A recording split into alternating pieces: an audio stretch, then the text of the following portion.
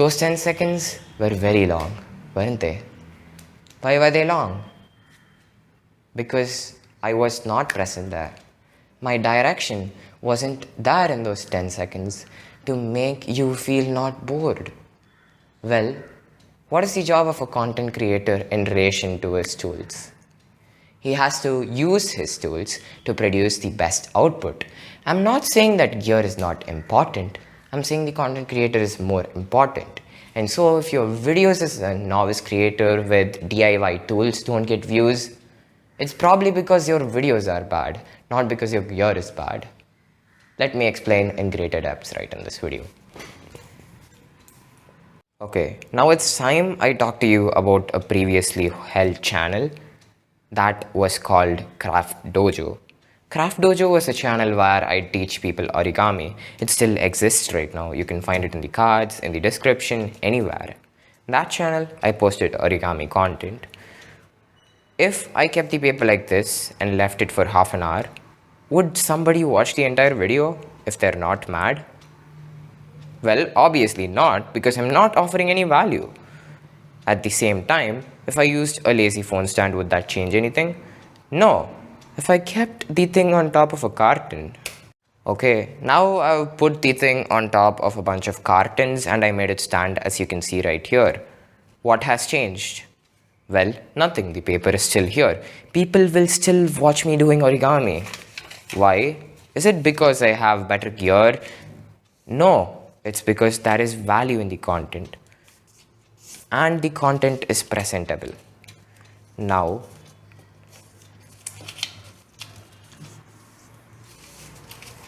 this is some random fold. Please do not take note of it. I can make better origami, but I don't want to waste your time. The next thing we're going to talk about is how do you DIY these setups? Well, here is the answer. Okay, a tripod isn't really what you need though for stable video. You need stable video, not a tripod. So how do you get stable video per se? You get stable video by actually getting yourself a phone stand. Well, what type of phone stand do I need? You can DIY it out of anything, like literally cardboard cartons, or literally normal cartons, or literally cardboard toilet paper rolls, or Armani glass boxes, or normal Lenskart glass boxes, or literally anything that's lying around. You can use that as a phone stand and record from the comfort of that. And yeah, you don't need a tripod when you're starting out. Okay people, I'm outside right now and I believe I have pretty stable footage. But as you can see, the audio is bad because I disconnected my microphone. And in these particularly noisy environments, you're going to find out that your phone's microphones are not capable of holding up at all. Let's see how the Boya BYM1 handles this situation. Okay, what has changed? Definitely not the location. I'm still in the same location, but you can hear me more clearly right now. Why is that? It's because I'm wearing a microphone. Bad video and good quality audio go together pretty well and people can still see your video. If you have stable video, that's not actually really bad, not really good, and good quality audio, people will definitely watch your videos because they have some value to them that is in a presentable form. The Boya BYM1 is what I've been using in all my YouTube videos till date, and I find that it's a pretty reliable microphone except for the entanglement of the huge wire. It's not really a problem. You can purchase this microphone with a link in the description or something. That's really not for now, but you can see the point of why a microphone is useful, right? If you're not buying anything else, get this one thing if you have 750 rupees, please. Just as audio is important, lighting is important in your videos. If nobody can see you talking, there's no point in you being on video. Well, the trick to getting natural light is to have a window beside you, like this. In very bright situations, you can cover up the scene using curtains to diffuse the light. What is diffusing light? It essentially makes the effect of light more quote-unquote softer on your face. A lot of people will talk about Rembrandt lighting and low key lighting and high key lighting. But you know what Rembrandt used for Rembrandt lighting? That's right, he used window lights to achieve that. So I think it's not a crime to use window light in your videos, and it's a zero cost solution as well. You saved money because of me. Thank you. Okay, while you don't actually need a tripod but need a microphone, just like that, you need to get yourself a book. For me, I write on the back side of my thoughts notebook the video scripts that are going to be implemented. In this notebook, as you can see, here is a video script, here is another video script. What I'm trying to say is, you need to write to actually know what you want to talk. As you see right now, I'm not reading from my script. It's just so that you have a gist of what you want to talk. So script equals important, give it a book. Okay, welcome to Open Camera. Let me show you a tour around.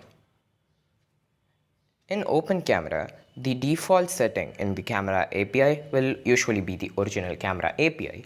You need to set this to camera to API to get the benefit of the software. In the video settings, we talked about using an external microphone, right? You have to go to audio source and check external mic if present, so that you can use your microphone besides using this phone's, shitty microphone. Audio source is obviously that, and stereo is usually better than mono, so please go with that in the audio channel settings. For video resolution, I suggest going as far as your device's storage would allow you and your camera would allow you. I could go up to 4K, but my device's storage won't keep up. So I've selected 2560 into 1440, which is essentially 2K footage. The video format is MPEG 4 H.264. Please do not change this, this will cause problems. Video profiles, either go with log low or go with sRGB or Rec 709. You don't need to bother about the other things here. Experiment, that will get you set. Video bitrate normally would be very, very tiny. So you have to set it to at least 20 megabytes to get good quality footage out of your phone. Okay, that was the nook and cranny. In the more camera controls, I want you to go to volume keys option and switch on take photo for start or stop video. This will allow you to record without keeping your hands on the phone all the time. That was about it for the settings. Now we have this exposure lock button and this white balance lock button. And we have this focus slider here, which is very weird. So if you're a newbie, I suggest instead of pressing MF, press lock. And then long press it, the object that you want to focus, and lock it. See? Once the green thing appears, it's locked, the focus is locked. Now you can change it like this. This is the most convenient method for focusing, but I prefer to use the manual option because I'm more suited towards it as I've used it for a very long time. The next thing is exposure lock and the white balance lock.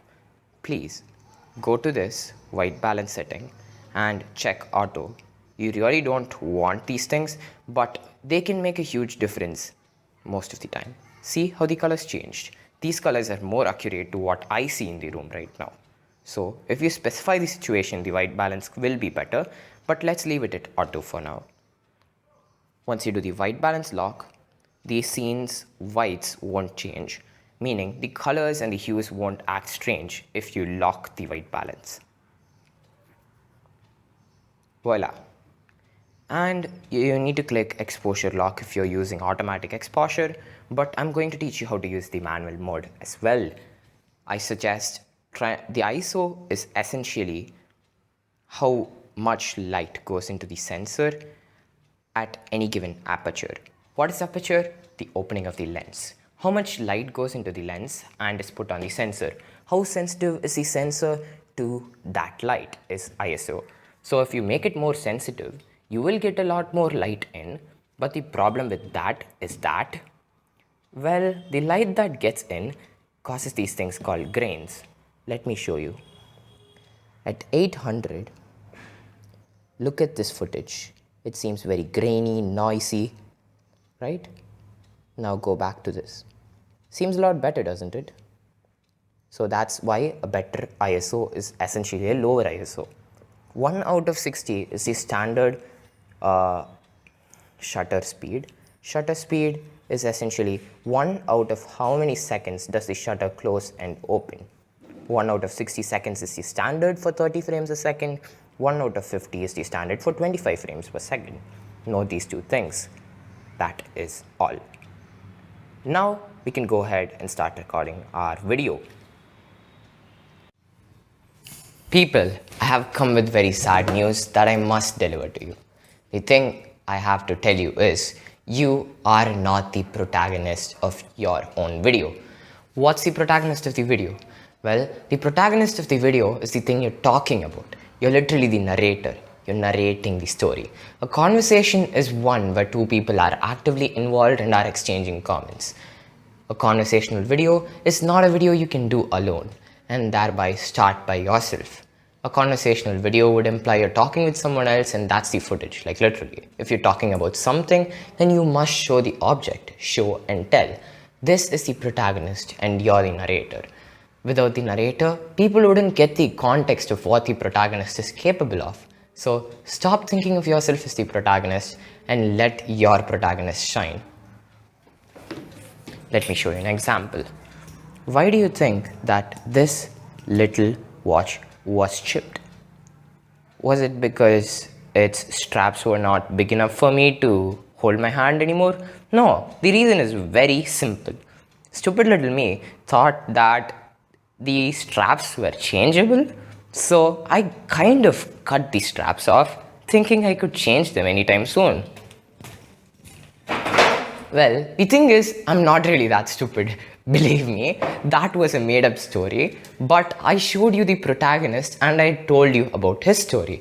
That would sit more in your heart than what would have happened if I just told you, hey, I chipped my watch because I thought it would be fun to do it. No, this is more effective and you clearly saw that. What am I trying to say? Be the narrator, not the protagonist. Next, now that you know how to record stuff, let's get into editing them. Hey guys, now I'm back with this cool editing software called VN. And this is the most complex editing software for Android right now, but I don't want you to worry about it as of now at all, because we are going to be taking a look at the editing concepts per se, not essentially the editing software. Okay, so first, what is a timeline?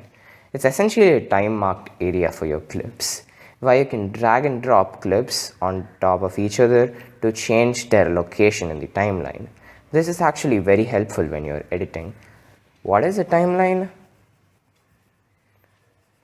Well, it's a time marked area for your clips.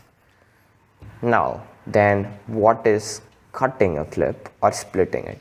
Well, it splits a clip into two halves at the point where you can see this white line. Split will imply that the clip is split into two halves, one towards the left of the cursor and another towards the right. Okay, so a split cuts a clip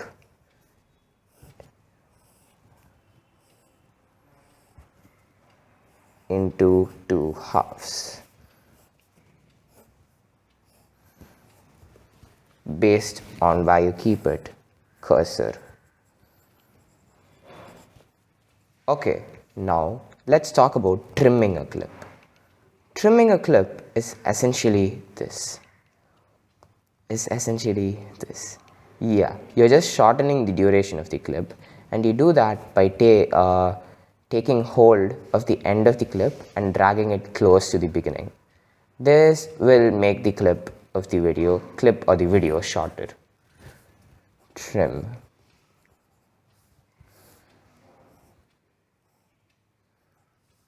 That is what trimming is. Now that we know about these three fundamental concepts in editing, there is nothing else you need to know. In your first video, I suggest that you don't use any graphics or anything that looks very graphical or just text in general. I want you to convey what you're trying to say with just video alone. Okay? Now on to the editing software. Video editing is essentially an art and it deserves its own swivel, so I've given it the same. Now, inside the InShot app, press on the video option. You will find yourself in this sort of a gallery UI. Press the videos that constitute your video and then you can long press to preview them, as I'm doing right here in front of you. Okay, these are the first two clips and the other two will follow right in order. So one tap, one more tap and another tap and another tap.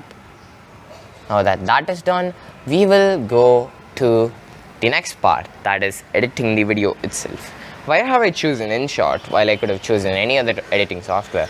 It's because you can actually free remove the watermarks and there are a lot of pro features that are available here for free. And it's very simple to use, surprisingly enough. Now I'm going to show you by cutting a video part and splitting it. When I'm going to do a punch that will end in me taking the keyboard out of my camera. Now I'm bringing the keyboard into the camera and then I want it out of the camera. So to do that, first I'm going to press on this clip, go to the part where it's still fully covered, like so, and then press the split button and then I'm going to delete that. This will make sure that the transition is as smooth as butter right now. Boom! Now the transition is as smooth as it can get.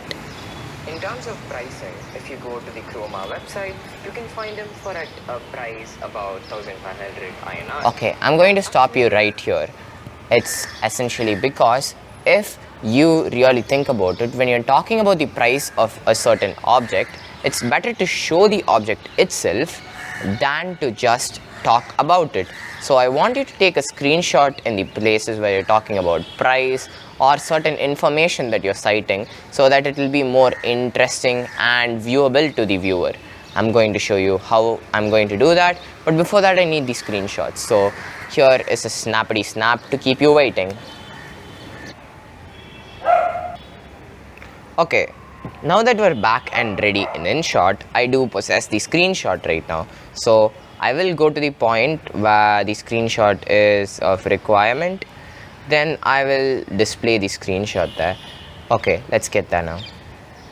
In terms of pricing, if you go to the Chroma website, when you go to the Chroma website, then I show the Chroma website. I just don't keep speaking. So the idea of show don't tell is actually very important, and I also suggest that you don't use too many graphics just because show and tell, because using graphics too much will lead to your video looking very unprofessional in the long run. So follow my advice and at least at the very bare minimum use very low amounts of graphics, because I've experienced using a lot of graphics before and trust me, it does not end well. Okay, now I'm going to talk about the website. And in terms of pricing, if you go to the Chroma website, you can find them for at a price about 1500 INR. That's actually pretty much cheap. Okay, so in the picture-in-picture option, which is PIP, I will go ahead and bring him down in terms of video duration, and then I will add an animation to him when he's coming in and when he's coming out. You can do a lot on InShot for free, and you can get a lot done with InShot for free. Like this. Look at this, guys. You can find them for at a price about 1500 INR. That's actually pretty much cheap.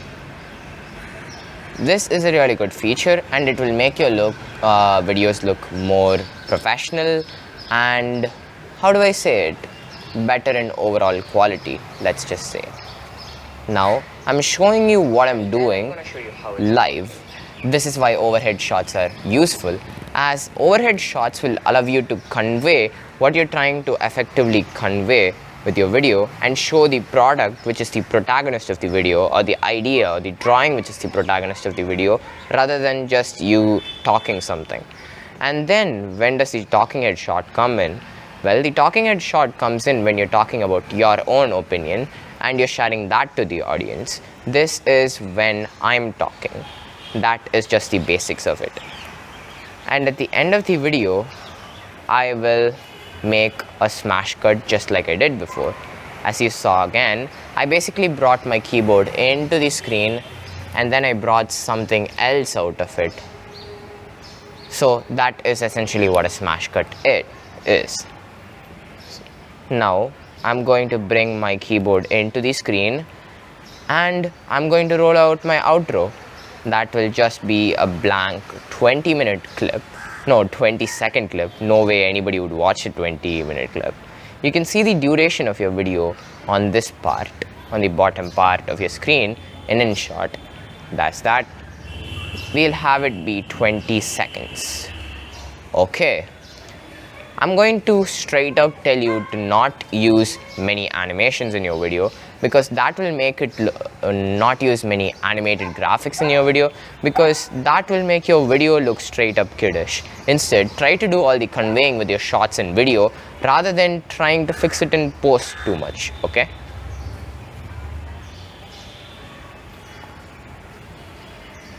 Okay, these two clips are misarranged and I will correct them. Let's start by... So at the end of the day, was this keyboard? No, it was not misaligned. It was essentially correctly aligned. Now, at the ending of the video, you need to conclude and give your audience a summary of what happened so that they can comprehend what they saw pretty much better than what they would have normally. That is very important. Now, my hands are basically conveying with body language what I want to say. It's essentially easy for you to do so. If you search up a few videos on body language on YouTube, you will find yourself something that's good. Now that I'm finished talking in my videos, huge pain in the ass if you want to buy a good keyboard and start typing away. And this is where he comes in. Okay, thank you for watching the video. Let me know if I was able to help you make a decision on buying this keyboard or not. And well, if I did, show some love to the channel by hitting the subscribe button and putting your thoughts in the comment section below. Okay, another pro tip is to not take away clips where you stutter. This is especially important because you won't learn to stop stuttering if you just let yourself, cut the clips of you stuttering away and away. And now I'm going to take off the ND filter because it's evening time. Hello, people. Yep. Now it's done and we have a blank screen. That's actually a pretty good transition. Bye. See? Yep. That's how you do it. You do everything with your shots. Try not to use too many graphics. I can't emphasize this enough because I've done this mistake over and over and over and over and over again for plenty of millennia, although I haven't. Yeah, I'm pretty sure I've lived for a decade, not a millennia. Now, I'm going to cut out a few clips here and there, and I'm going to mute them or either cut them out because they're totally unrelated to what I'm talking about. I was talking about viewing the sunrise here, as you can see. So when I set command to time to sunrise. After this, I will split the video and the volume here will just become half because I want people to concentrate on the sunrise, not on the audio. So you can use this as a medium to make people concentrate on certain things and forget the other things happened. I made this wrong one time, so and finish the part of the video. This is why the audio starts getting bad, so I will cut it off here. Now let's take a second look at the sunset and finish the part of the video. Yep, now I will split it here and I will delete this portion of the video where I have done literally nothing. This will enable my viewers to have more time on their hands to finish viewing the video. Also make sure to keep it short, because people don't really like you blabbering on for millions and millions of days. Okay, yep, that was it. That was my miniature editing course. The main takeaways are show, don't tell. Whenever you're talking about something, put it on screen. Don't use too many graphics, because they're going to ruin your stuff. And at the end, use an in-camera transition like the smash cut I showed you, bringing the object close to the camera and making everything go black. That's what a smash cut is. It will essentially help your audience connect with the video better and think that you're doing something that will keep their interest on. Like, take this transition for example. It will look very smooth. Where's that? Yup. I'm here. This transition will look very smooth to the viewers when it's in play. As you can see, all that under a really short time. Let's begin the video right here and right now.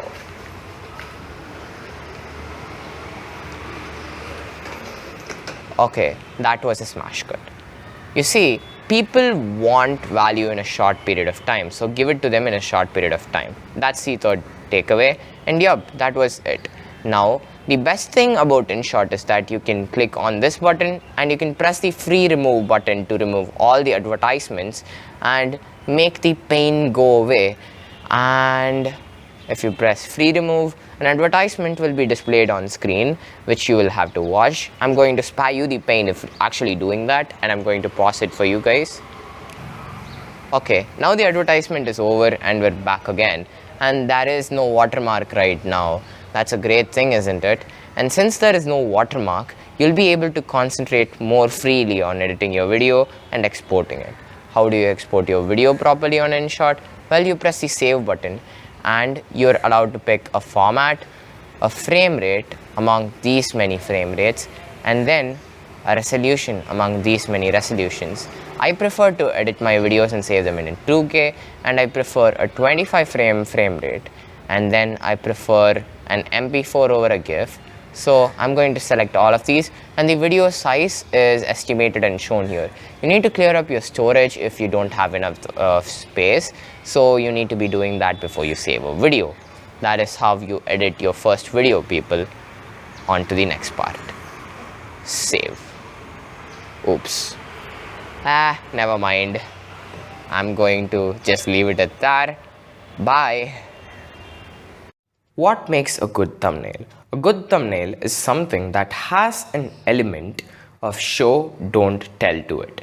If you just wrap up your thumbnail and filled with words, you're going to notice that nobody really likes them. So a good thumbnail would be something like this. The words are not too huge and too much to read for the audience, but they do convey the meaning they're trying to give the audience right away. Like, what do you think about this? A schedule, right? For another example, what could this mean? This could mean that this man is scrolling through social media and genuinely needs help. And maybe it's a video about helping him quit. You need to minimize the use of text and maximize the size of the text used so that people can see it and be rest assured that they are watching a good video. Now I'm going to show you another example of a good thumbnail. This shows the keyboard that's folded, the video we edited right now, right? For that is this thumbnail. I've shown them the price and the keyboard itself. What more is important to a person who just wants to see a review on a product? Well, these two metrics. In other cases, you can use graphics like I showed you earlier, but make sure to use as minimal text at as high sizes without blocking out the content like what I've done here. Okay, now on to how to create an actual thumbnail. Okay, now for the art of actually creating yourself a good thumbnail, you need a good software. My recommendation is to go with Krita if you have anything that is moderately similar to a stylus, or you can go with Pixel Labs if you want the regular text approach, or there's Canva if you want something that's even better with both. Canva. Although I can design in Canva, I much prefer to use the other app that I'm talking about, which is Krita. Why is Krita better? Well, Krita is better because you can use brushes and these things in your works. Krita is also better for another specific reason. It allows me to make my work simpler and have it be just drawing over a picture, which is essentially what I'll be doing. In the layer properties, I will go to import and I will import the image of what I'm trying to talk about. For the basics, this is enough. You don't need to see my personal. Okay, so speaking generally, the resolution of the image itself was way too high for this task. So we'll be reducing the size of this image, before which we will go into scale and we'll chain this option down. This will make sure that every time the resolution from left to right is changed, the top to bottom will also change as well. Okay, so what do I want in this thumbnail? I want something where the keyboard is very clearly visible to the audience and a place where the audience can see the price of the keyboard that they want to purchase. Always never remember not to use any more graphics than you need to. Like in this case, I'm not even writing the name of the keyboard here. Writing the name of the keyboard would be dull because it really serves no other purpose except actually it being there. So write the name of the topic that you want to talk about in the title and instead focus on a different aspect that people are more concerned with. Here I'm going to say 1.5k, which is the pricing of this tablet in Indian currency, which would be rupees 1.5k. Whenever you're using text, make sure that what you're writing doesn't go unseen and is big enough and readable. You don't want your people squinting their eyes too much. They'll squint their way away from your video. Remember that. And yup, that is pretty much the thumbnail. The biggest part of actually making a thumbnail is in the photography. I prefer to shoot my thumbnails in nature, as you can see with this image. And I choose to do the same with many of my other images as well. This is because it gives my images a sense of immersion. Recently, I've been doing this extensively with a lot of other things as well. Okay, that was the basic idea of making the thumbnail. And if you're a newbie to Krita, to save is to press the save button and you can literally press OK here and that would save your image. What I'm going to do is export it. You'll get a few options. The one I suggest is going with PNG if you're using a 1080 into 1920. Otherwise, go with a JPEG. That's what will make sure the data is safe. You are not allowed to see any of my personal information, but I will press save right now. Okay, 100% of the quality is what I want to be saved, and if there is any transparency without me knowing, I want that to be filled in with black. Yep, that is saved.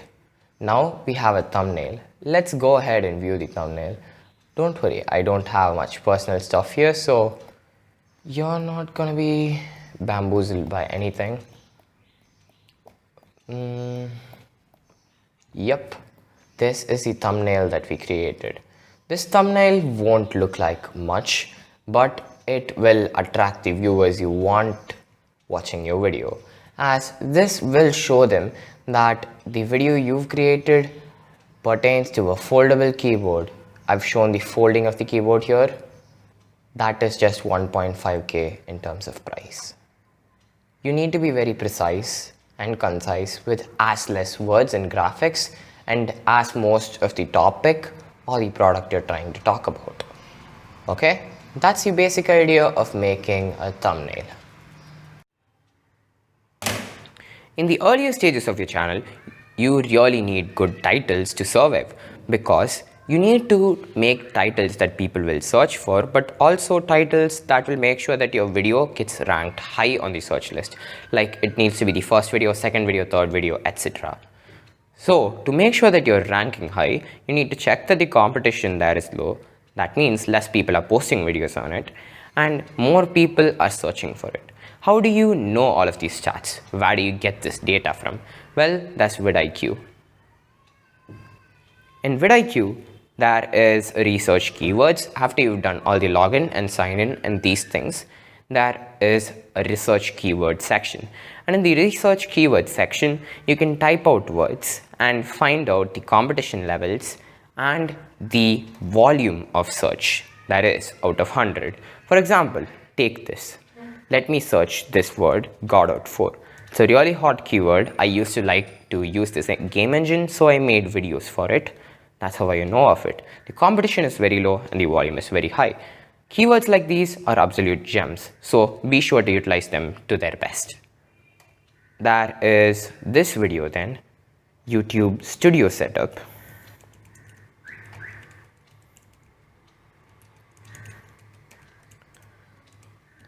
Okay, YouTube Studio Setup overall has a really good volume and a really low or moderate level of competition where you can actually compete without you and your head going insane. Instead, if I said YouTube equipment, however, you will see how the entire thing changes. You need to learn to phrase your words correctly so that they're searched for by people instead of actually making clickbaity titles. That is one thing you need to note. Make videos that you want to make videos on and then make those videos with titles such that people will search for them. Okay? That was about keyword research. Now on to the epilogue of this video. In this video, we discussed a plethora of things, and that plethora of things includes and is not limited to a basic DIY setup that allows you to record videos from the comfort of your home with no expense whatsoever. And we also talked about if you have the money, what you should buy. What should you buy? Well, you should buy a microphone. Why? Go to that part of the video and you'll find out soon. We also talked about making good quality thumbnails for your videos, and we also talked about video editing, and we also talked about keyword research, which is basically technical jargon for seeing what people type and how many people have posted videos there or not.